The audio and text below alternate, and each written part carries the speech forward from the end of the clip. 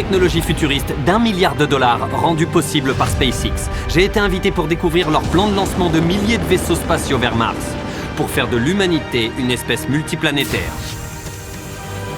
Starship est fabriqué ici, dans l'un des plus grands bâtiments de la planète. Ils ont vraiment besoin d'un truc aussi grand? Eh ben, en gros, les matières premières arrivent d'un côté et les fusées sortent de l'autre. Et comme ça? Bah ouais, c'est pas comme si y avait des pièces de fusée partout. Et le vice-président de Starship est là pour nous montrer comment la technologie qu'il développe ici va changer l'avenir de l'humanité. On est à l'intérieur de Starship. Waouh! Dans quelques années, on enverra des gens sur la Lune, puis peu après, on les enverra sur Mars. On peut acheter des billets pour Mars? Ouais, on en reparle plus tard. Prums.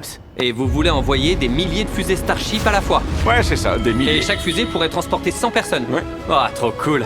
Mec, le futur va être dingue, j'ai trop hâte. Pendant qu'on me faisait visiter ce qui est sans doute l'endroit le plus stylé jamais construit par l'humanité, j'ai voulu poser quelques questions délicates. Est-ce que Starship a déjà croisé un objet non identifié dans l'espace? Pas pour l'instant, rien dont on peut parler. La réponse sera différente si je te demande hors caméra? Non. Bon, bah on continue. C'est fou comme tout le monde est normal ici. Ils bossent tous super dur, mais c'est comme s'ils étaient désensibilisés au fait qu'ils sont en train de construire des fusées. C'est ouf.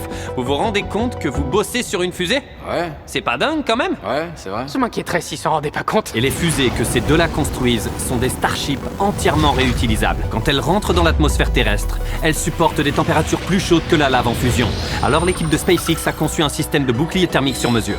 On a un peu parlé des tuiles de bouclier thermique, et en voilà une que tu peux tenir. Ok. T'en penses quoi? C'est ça la tuile de bouclier thermique? C'est une vraie tuile de Waouh, bouclier thermique. c'est super léger. Tiens, prends. C'est parce qu'il y en a 18 000. Ah, c'est grave léger. Ça résiste à quelle température? Elles peuvent devenir tellement chaudes qu'un chalumeau ne peut pas les traverser. Et si je mettais ma main ici, qu'on posait ça ici et que tu la chauffais au chalumeau? On peut faire ça? Ah, t'as autant confiance? Ouais, j'y crois à fond. On va tester. On peut avoir un chalumeau? Je suis pas sûr d'avoir signé une décharge. Pas besoin de décharge. Ah, bien sûr, le chalumeau ressemble à Starship. J'adore la passion de cette boîte. Pour info, pour que vous puissiez voir que c'est vrai. Regardez ça. Carl, tiens. Avec plaisir. Et je vais le tenir. Attends, ne me brûle pas la main. Évidemment. Waouh! Regarde ça, ça devient orange. Il est à plus de 2000 degrés et je sens rien sur ma main. La science, c'est cool. Il se passe quoi si je la touche là? Tu te brûleras sûrement pas, mais ce serait... Il doit penser que je suis débile. SpaceX construit des centaines de fusées en même temps. Vous fabriquez des fusées comme si c'était des voitures. Exactement. En gros, c'est une chaîne de montage qui construit des fusées. Et puis, j'ai eu le droit de faire un truc qui est normalement interdit aux civils. C'est une des pièces plates. On est en train d'installer les tuiles à la main. Je peux en mettre une? Je vais demander. On ne veut pas que la fusée explose. Bien sûr. Je veux dire, on n'a jamais laissé quelqu'un qui n'est pas formé pour ça installer du matériel de vol. Ce qu'on a là, c'est une tuile de bouclier thermique. Ok. On la pose dessus, puis on replie les bords et on cale la tuile. D'accord. On va te laisser faire. Ah, c'est vrai? Mais tu n'as qu'un seul essai. Ah. Tu pourras pas l'enlever.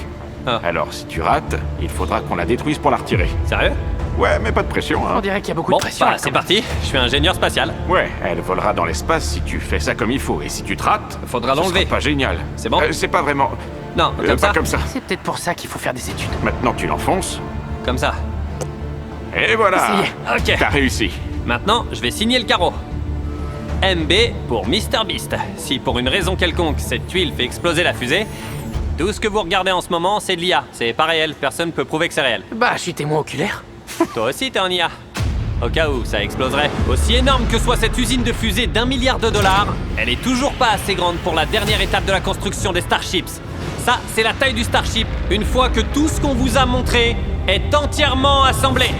Les images ne lui rendent pas justice. Ce truc est gigantesque. Il y a de fortes chances que vous puissiez un jour voler à bord pour vous rendre sur une autre planète.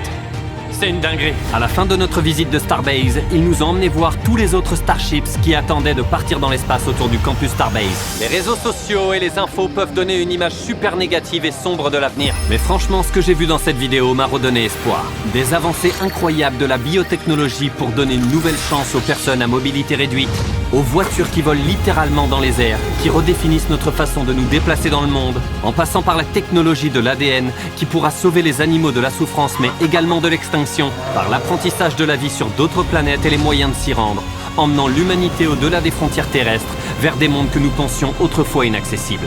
Et si vous voulez mon avis, j'ai vraiment hâte d'y être.